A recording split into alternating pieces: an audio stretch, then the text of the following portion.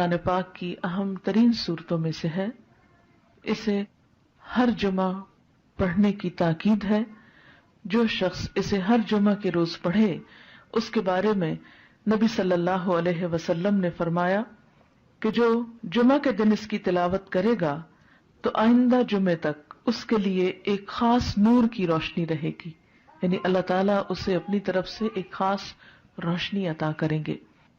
اسی طرح اس کی ابتدائی 10 آیات اور آخری 10 آیات کی فضیلت احادیث میں بیان ہوئی ہے کہ جو ان کو یاد کرے گا اور پڑھے گا وہ فتنہ دجال سے محفوظ رہے گا. تو اس کے لیے ہم یہ کر سکتے ہیں کہ ابتدائی 10 آیات کو بھی زبانی یاد کر لیا جائے اور آخری کو بھی.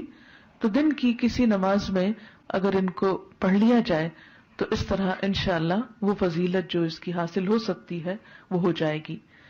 حضرت عائشہ رضی اللہ عنہا کی روایت سے حدیث میں آیا ہے، اور یہ حدیث بھی ضعیف جداً ہے، صرف ضعیف نہیں بلکہ ضعیف بھی بہت زیادہ ضعیف ہے، لیکن اس کا آخری حصہ جو ہے وہ صحیح مسلم میں آیا ہے، وہ میں وہاں آپ کو بیان کر دوں گی. رسول اللہ صلی اللہ علیہ وسلم نے فرمایا، کیا میں تمہیں ایسی صورت نہ بتاؤں جس کی عظمت نے زمین و آسمان کو بھر دیا ہے، اور اس کے لکھنے والے کے لیے بھی اتنا ہی اجر ہے، اور جو اس کو جمعہ کے دن پڑھے تو اس جمعہ سے لے کر جمعہ تک یعنی اگلے جمعہ تک اور 3 دن کے زیادہ بھی گناہ بخش دیے جاتے ہیں.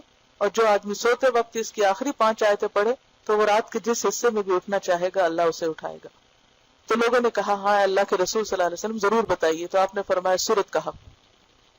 بہرحال ایک اور حدیث میں، اب یہ جو حدیث ہے یہ صحیح مسلم کی ہے کہ جو اسے جمعہ کے دن یا جمعہ کی رات میں پڑھے گا، یعنی جمعہ کی رات وہی جو جمعہ سے پہلے آ جاتی، وہ فتنے سے محفوظ رہے گا. اور ایک اور بات سے پتہ چلتا ہے کہ فتنہ دجال سے محفوظ رہے گا. اور اس کی جو پہلی 10 آیتوں سے متعلق حدیث ہے وہ بھی صحیح ہے کہ جو شخص اس کی پہلی 10 آیتیں پڑھے گا، یاد کرے گا، وہ فتنہ دجال سے محفوظ رہے گا. اسی طرح اس کے پڑھنے سے گھر میں سکینت اور برکت نازل ہوتی ہے. ایک مرتبہ ایک صحابی نے سورہ کہف پڑھی، گھر میں ایک جانور بھی تھا، وہ بدکنا شروع ہو گیا.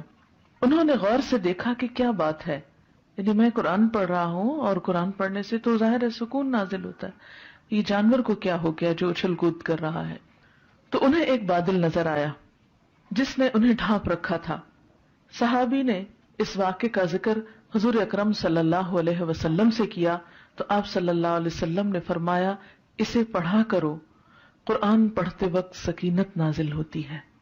ہمارے گھرانوں میں سکون کیوں نہیں رہا؟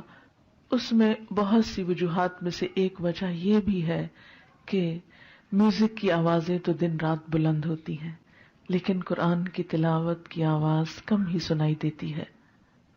اس کے لیے میں یہ سجیسٹ کروں گی کہ ایک تو قرآن پاک کا کچھ نہ کچھ حصہ نماز فجر کے بعد بلند آواز سے تلاوت کیا کریں کہ آپ کے آس پاس کی چیزیں سنیں، آپ کے گھر کے افراد سنیں، در و دیوار سنیں، کیونکہ جہاں جہاں تک قرآن کی آواز جائے گی وہ سب چیزیں آپ کے حق میں گواہ بنے گی.